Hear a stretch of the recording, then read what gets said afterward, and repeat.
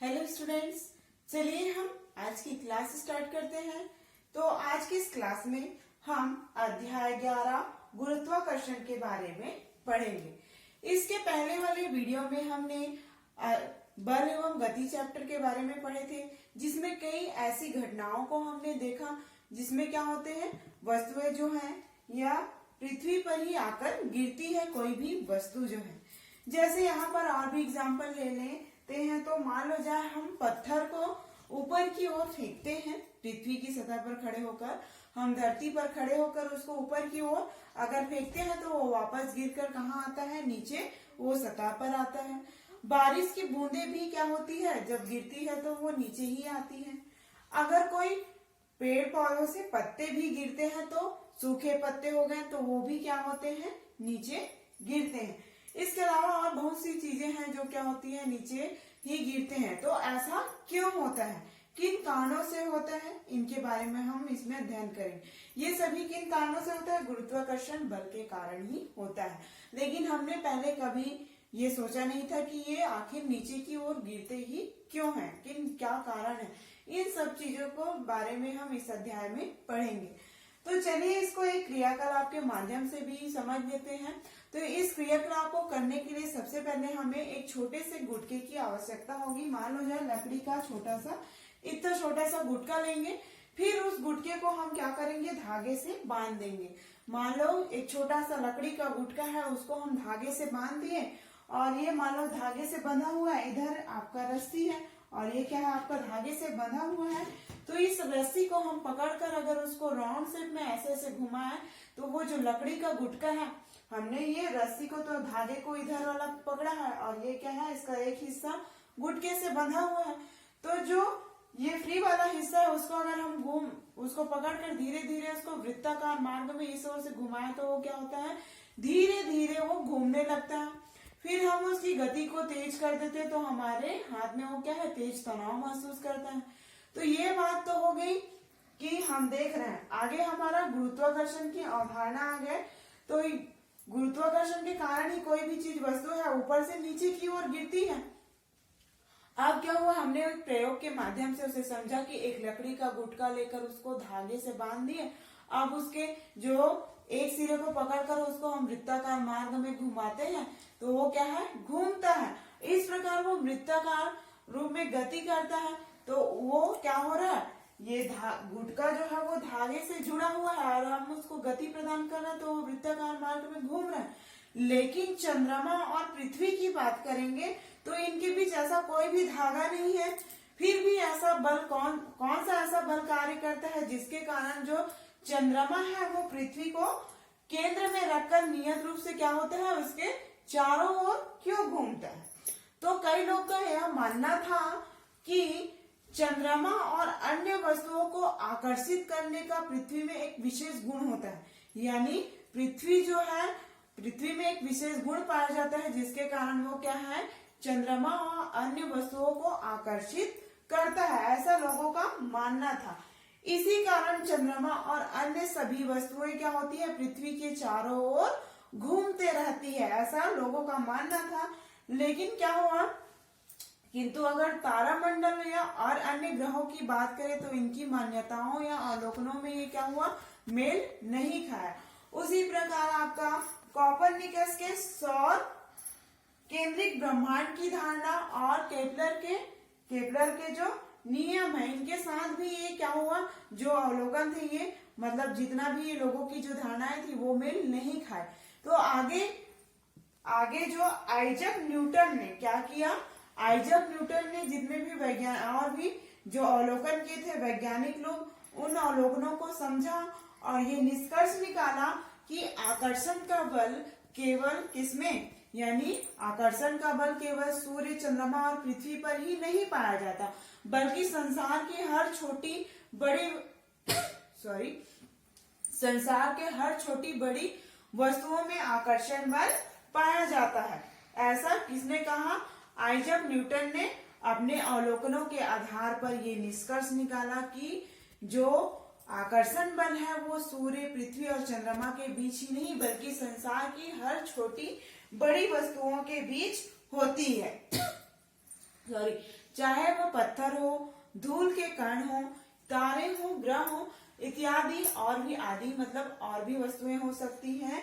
तो प्रत्येक वस्तु में द्रव्यमान के कारण ही क्या होता है, हर दूसरी वस्तु द्रव्यमान के कारण ही हर दूसरी वस्तु को क्या करता है, आकर्षण बल लगाता है। द्रव्यमान के कारण ही आकर्षित करने का यह गुण, द्रव्यमान के कारण ही क्या होता है, आकर्षित करने का गुण ही यह क्या कहलाता है, गुरुत्वाकर्षण कहलाता है। तो ये हो गई लोगों की अवधारणाएं और आइजैक न्यूटन ने और भी वैज्ञानिकों का जो अवलोकन था उन्हें अच्छे तरीके से समझा, फिर उसके बाद अध्ययन किया और निष्कर्ष निकाला। ठीक है, आगे हम चलते हैं गुरुत्वाकर्षण के सार्वत्रिक नियम के बारे में पढ़ेंगे। किसके बारे में, गुरुत्वाकर्षण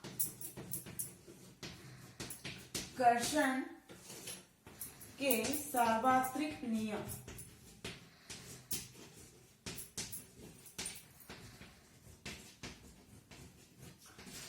अब गुरुत्वाकर्षण के सार्वत्रिक नियम के अनुसार देखेंगे तो न्यूटन के अनुसार क्या होगा, किन्हीं दो वस्तुओं के बीच लगने वाला आकर्षण बल, किन्हीं दो वस्तुओं, यहाँ पर एक वस्तु की बात नहीं हो रही है, दो वस्तुओं की बात हो रही है।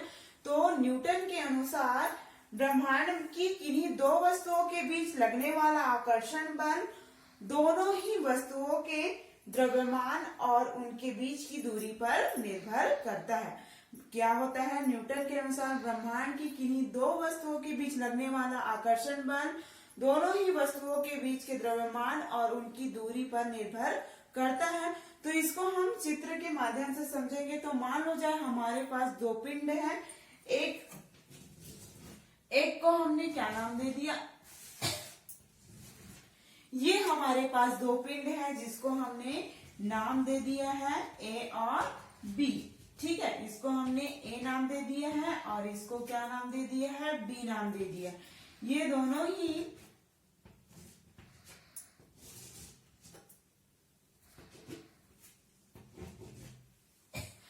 हमारे पास माना कि दो पिंड है ए और बी और दोनों ही आर दूरी पर स्थित है और ये दोनों ही एक दूसरे को एफ बल से आकर्षित करती है। किससे कर रही है, एफ बल से आकर्षित करती है। ठीक है, और पिंड ए और बी का जो द्रव्यमान होता है वो क्रमशः m1 और m2 होगा। चित्र के अनुसार आप लोग इस चित्र से क्या लिख सकते हो कि माना कि हमारे पास दो पिंड है जिसका नाम क्या है, दो पिंड है ए और बी और दोनों ही आर दूरी पर क्या है, स्थित है। दोनों ही पिंड आर दूरी पर स्थित है और ये एक दूसरे को एफ बल से आकर्षित करती है और पिंड ए तथा पिंड बी का जो द्रव्यमान है वो क्या होता है, m1 और m2 है, m1 और m2। इस तरीके से m1 और m2 है। अब क्या होगा, तो न्यूटन के नियम के अनुसार क्या होगा, उनके बीच लगने वाला आकर्षण बल का मान उनके दोनों ही वस्तुओं के द्रव्यमान के गुणनफल के अनुक्रमानुपाती होगा। देखो F प्रोपोर्शनल क्या हो जाएगा आपका, दोनों ही m1 और m2 गुणित m1, यहाँ पर लिख लेते हैं F प्रोपोर्शनल m1 गुणित क्या होगा m2। तो यहाँ पर हमने चित्र के अनुसार क्या लिखा है, पिंड ए हमारे पास माना कि पिंड ए और बी हैं, दोनों ही आर दूरी पर स्थित है और ये दोनों ही पिंड एक दूसरे को एफ बल से आकर्षित करते हैं। तो और पिंड ए और बी का द्रव्यमान क्रमशः m1 और m2 है। तो न्यूटन के नियम के अनुसार क्या होगा, उनके बीच लगने वाले बल का मान, इन दोनों ही पिंडों के बीच लगने वाले बल का मान उनके द्रव्यमान, इन दोनों ही वस्तुओं के द्रव्यमान के, इन दोनों ही वस्तुओं के, ये दोनों ही पिंड को हम वस्तु बोल रहे हैं तो दोनों ही वस्तुओं के द्रव्यमान के गुणनफल के अनुक्रमानुपाती होगा। यानी ये दोनों ही वस्तु है m1 और m2, ये दोनों ही वस्तुओं के ये द्रव्यमान के गुणनफल के व्युत्क्रमानुपाती होगा।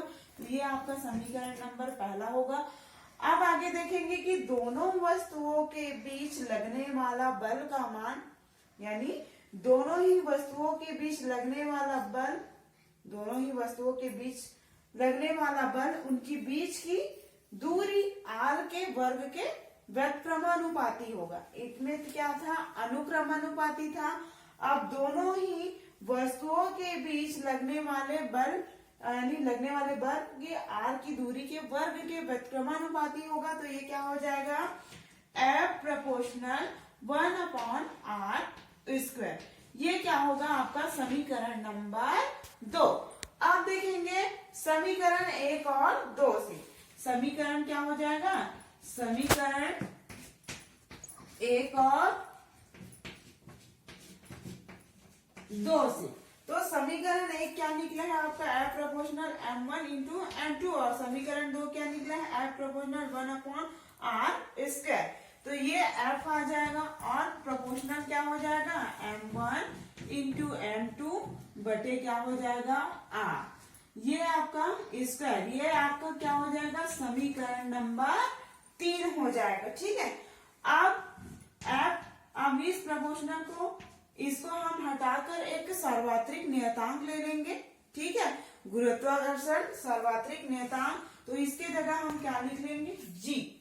ठीक है, ये सार्वत्रिक गुरुत्वाकर्षण नियतांक है जिसको हमने जी ले लिया मान, और ये क्या हो जाएगा m1 इंटू m2 बटे क्या हो जाएगा r²। ठीक है, ये आपका समीकरण नंबर क्या हो जाएगा, 4 हो जाएगा। ये हुआ आपका गुरुत्वाकर्षण के सार्वत्रिक नियम जो दो वस्तुओं के बीच हो रहे हैं। अब इसी से रिलेटेड एक क्वेश्चन है, सवाल है, जिसको मैं आप लोग को पढ़ के बता रही हूँ, फिर उसको हल भी कैसे करना है वो भी बताऊंगी। तो आपका सवाल है, सूर्य का द्रव्यमान 2 × 10⁻30 kg है तथा पृथ्वी का द्रव्यमान 6 × 10⁻24 kg है। यदि पृथ्वी तथा सूर्य के बीच की औसत दूरी 1.5 × 10⁻11 मीटर है, तो सूर्य द्वारा पृथ्वी पर लगाए गए बल की गणना करें और पृथ्वी द्वारा सूर्य पर लगाए गए बल का मान क्या होगा। यानी दोनों को ही ज्ञात करना है। तो ये था आपका क्वेश्चन। तो उसमें क्या क्या दिया है तो उसको हम पहले प्रश्नानुसार हम देखेंगे। तो सूर्य द्वारा पृथ्वी पर लगाया गया बल और पृथ्वी द्वारा सूर्य पर लगाया गया बल दोनों ही क्या होंगे, बराबर होंगे, और दोनों में से अगर एक का मान ज्ञात हो जाएगा तो हम दूसरे की भी गणना कर सकते हैं। तो इस प्रकार हम देखेंगे कि समीकरण 4 हमारा क्या निकला था, F बराबर G m1 इंटू m2 बटे r² लिखा था। इस तरीके से निकला था हमारा समीकरण 4। तो क्या होगा, यहाँ पर देखेंगे समीकरण नंबर 4 के अनुसार क्या होगा, हमने ये सूत्र लिखा है। ठीक है, तो पृथ्वी एवं सूर्य के बीच एक दूसरे पर लगाए गए बल को, किसके बीच हम निकाल रहे हैं, पृथ्वी और सूर्य के बीच एक दूसरे को लगाए गए बल के अनुसार। तो ये आपका सूत्र है F बराबर G m e into ms बटे क्या हो जाएगा r²। ठीक है, अब यहाँ पर कुछ नहीं करना है आपको, प्रश्नानुसार सारे चीज दिए हुए हैं यहाँ पर, उनका मान तो सीधा सूत्र में फॉर्मूले में मान रखना है। तो F बराबर हमें G का मान कितना दिया है, 6.67 इंटू 10⁻11 6.6। यहाँ पर G एक क्या है, सार्वत्रिक गुरुत्वाकर्षण नियतांक है जिसका मान क्या होता है, इतना होता है 6.67 इंटू 10⁻11। अब क्या होगा, इंटू me का मान कितना दिया है, 6 × 10⁻24 गुणा ms का मान कितना दिया है, 2 × 10⁻30। ठीक है, यहाँ पर लिख रही हूँ, देखो। अब बटे क्या हो जाएगा r कितना दिया हुआ है, r का मान, r बराबर पृथ्वी तथा सूर्य के बीच की औसत दूरी, तो कितना दिया है 1.5 इंटू 10⁻11, और ये स्क्वायर है तो क्या आ जाएगा, स्क्वायर आ जाएगा। अब इसको हम हल करेंगे तो F बराबर ये क्या हो जाएगा 6.67 × 10। अब गणित का एक फॉर्मूला लगेगा, यहाँ पर 2 को हमने पहले लिख लिया, यहाँ पर जो 2 है, ठीक है, इंटू अब ये आ गया हमारा और ये 2 जो बचा है। ठीक है, और क्या बचा है, यहाँ पर 6 भी बचा हुआ है, ये आपका 6 और ये क्या हो जाएगा आपका 2। अब ये 10 को हम यहाँ पर लिख लेते हैं। आप गणित का एक फॉर्मूला का नियम लगता है, गणित में जो एक नियम है वो कि आधार समान होने पर गुणे में घातों का योग। तो यहाँ पर आप देख रहे हो इसका भी आधार समान है 10, लेकिन घात -11 है। इसका आधार जो है वो कितना है 10, और यहाँ पर इसका घात 24 है। यहाँ भी आधार 10 है और घात 34 है। तो इस प्रकार इनका आधार समान है, तो गुणे में घातों का योग होगा। तो घात को ये ऊपर लिख लेते हैं 11, और ये क्या हो गया प्लस 24 आ गया, और क्या है प्लस 30। ठीक है, अब हमारे पास नीचे में क्या बचा है आपका, ये बराबर हो गया। ठीक है, अब क्या हुआ 1.5 स्क्वायर। अब इसका ये करेंगे तो क्या हो जाएगा 22, तो 22 हो जाएगा। ठीक है, तो ये माइनस ऊपर चला जाएगा तो क्या हो जाएगा 22। ठीक है, ये ऊपर जाएगा तो 22 हो जाएगा। अब ये बचा, अब इसको सॉल्व करेंगे तो देखेंगे 6.67 इंटू 6 इंटू 2 इंटू ये अपॉन आपका क्या आ जाएगा 1.5 स्क्वायर। अब यहाँ एन आपको दर्शाएंगे। ठीक है, अब आप देखेंगे ये 10, अब माइनस माइनस को यहाँ जोड़ेंगे तो 22, और ये क्या हो जाएगा 2 और 1 3, क्या हो जाएगा 33 -33। ठीक है, आप इन दोनों को जोड़ेंगे 30 और कितने को जोड़ेंगे 30 और 24 को जोड़ेंगे तो क्या हो जाएगा प्लस क्या हो जाएगा 4 और 3 2 5, तो क्या हो जाएगा 54।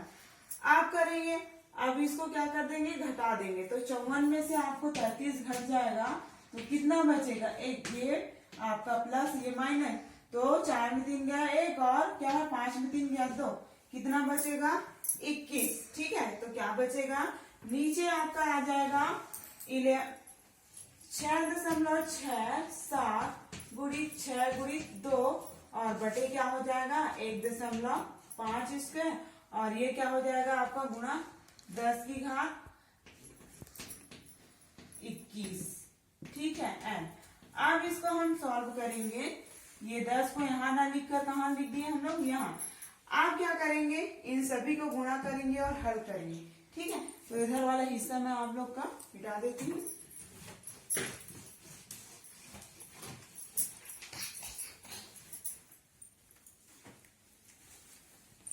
तो इस वाले हिस्से में आप देखोगे कि इसका इंटू, तो ये क्या हो जाएगा 6.67 इंटू क्या हुआ इसका इंटू करेंगे तो 6 दूनी 12। ठीक है, बचे क्या हो जाएगा आपका 1.5 स्क्वायर इंटू 10 की घात 21 एन।